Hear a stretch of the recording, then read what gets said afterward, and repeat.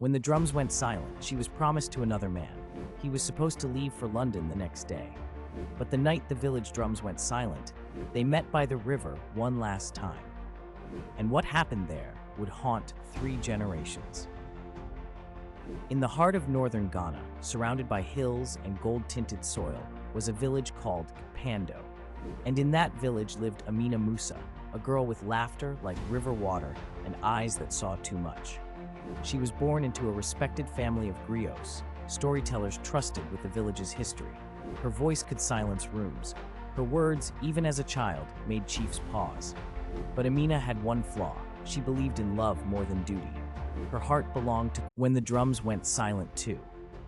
When Amina turned 20, her father announced her engagement to Chief Tando's nephew, a wealthy cocoa farmer from the south. The union would strengthen ties, secure status, restore the family's honor after a financial scandal. Amina didn't speak for 2 days. On the 3rd day, the village drums, usually full of praise and celebration, went quiet because Kwabena had stopped playing.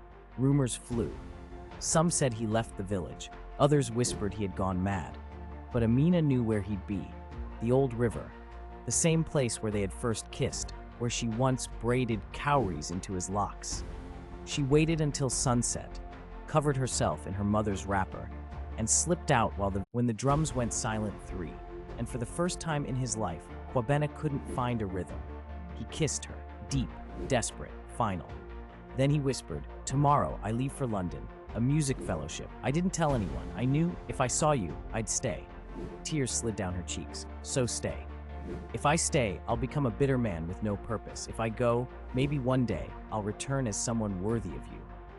That night, they lay under the baobab tree, 2 souls tangled in moonlight, both knowing it would be their first and last time. And the drums remained silent. 15 years passed. Amina married the cocoa farmer. She became a respected teacher, had 2 children.